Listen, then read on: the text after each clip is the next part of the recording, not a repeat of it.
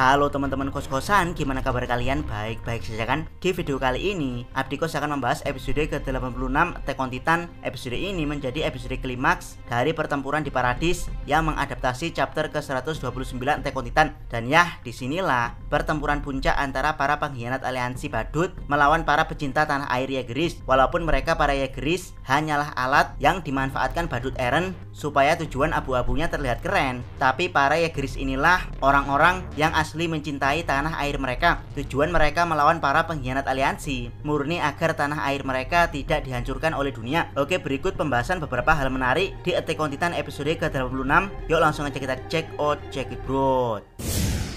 Pertama, pertempuran semakin menggila setelah episode kemarin ditutup dengan Connie yang membunuh Samuel dan Das. Disinilah pertempuran aliansi melawan Yegeris semakin menggila. Reiner dan Annie yang sejak awal memang menjadi musuh bagi Paradis benar-benar tidak ragu membantai para Yegeris. Kalau Annie memang dulu pernah diperlihatkan membantai para Survey Corps, tapi di sini kita juga bisa melihat bagaimana Reiner juga tidak segan-segan membantai para Yegeris dengan sangat brutal. Tidak seperti Annie yang bertarung sambil memegangi tengkuknya. Reiner yang punya tubuh armor dengan leluasa membantai para Yegeris dengan tangan dan kakinya. Dia menendang para Yegeris, bahkan menampolnya hingga mereka tenggelam ke laut.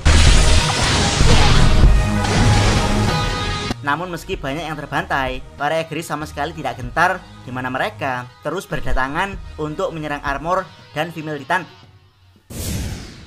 Kedua, kendala penerbangan pesawat. Sementara Reiner dan Annie sibuk membantai para Yegeris yang terus berdatangan, para Azumabito menyampaikan kendala menerbangkan pesawat, di mana untuk menerbangkan pesawat butuh waktu minimal 1 hari atau paling cepat setengah hari. Ini jelas kendala besar karena tidak mungkin para aliansi bertarung mati-matian melawan para Yegeris selama setengah hari. Apalagi armor dan female Titan punya waktu berubah yang terbatas. Dari sinilah Kiyomi punya solusi, yaitu membawa pesawat tersebut ke salah satu hangar pesawat Hizuru yang ada di benua utama, tepatnya di kota Odiha. Odiha ini sebenarnya adalah salah satu kota Marley, namun karena Hizuru punya hubungan baik dengan Marley, jadilah dia punya hangar pesawat di kota tersebut. Namun meski begitu, Odiha adalah salah satu kota yang akan dirambling Eren. Sementara perjalanan menuju Odiha seharusnya bisa sampai kurang dari setengah hari.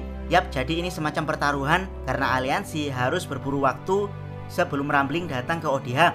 Bahkan bukan hanya pertaruhan, perjalanan mereka juga bisa disebut sebagai perjalanan pengorbanan, karena menuju Odiha berarti membiarkan kota Liberio alias kampung halaman para warrior Marley dihancurkan oleh rambling. Pada akhirnya Maga dan Hanji sepakat untuk mengambil opsi pertaruhan sekaligus pengorbanan ini.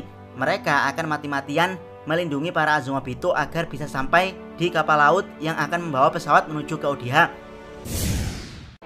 Ketiga, kekuatan membela tanah air Yegeris. Melihat para Azumabito tiba-tiba kabur sambil dikawal aliansi, Floch langsung menyadari sesuatu kalau para Azumabito yang dikawal aliansi akan menuju ke kapal yang membawa pesawat terbang.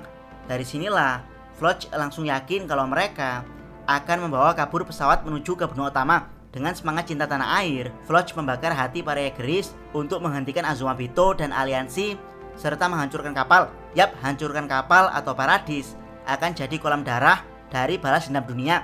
Dan ya, dari sinilah terjadi keepikan bagaimana para Yegeris berusaha menghentikan para Azumabito. Ini seperti melihat bagaimana perjuangan bangsa Indonesia merobek bendera Belanda di pertempuran Hotel Yamato Surabaya. Satu persatu para Yegeris tewas dibantai aliansi demi perjuangan mereka menghentikan Azumabito. Connie dan Mikasa membantai mereka dengan sangat sadis. Bahkan Jan yang sebelumnya ogah melawan Yegeris kini terpaksa harus ikut membunuh mereka karena khawatir dengan semangat nasionalisme mereka. Meski banyak Yegeris yang terbunuh, namun kekuatan membela tanah air membuat mereka benar-benar bisa memojokkan aliansi, bahkan membuat armor dan female Titan sekarat. Lindungi pulau kita, negara kita, teriak para Yegeris.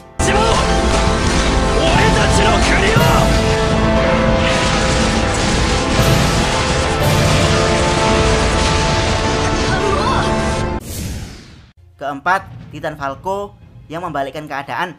Saat para Yegeris berhasil memojokkan semua anggota aliansi, membuat Hanji terkepung dari belakang, membuat Mikasa harus ekstra brutal dalam membantai para Yegeris, membuat Connie terkepung dari samping, membuat Jan harus bersembunyi, bahkan membuat Kartitan harus dikepung dari segala arah. Tiba-tiba saja Falco berubah ke wujud Jauh Titannya.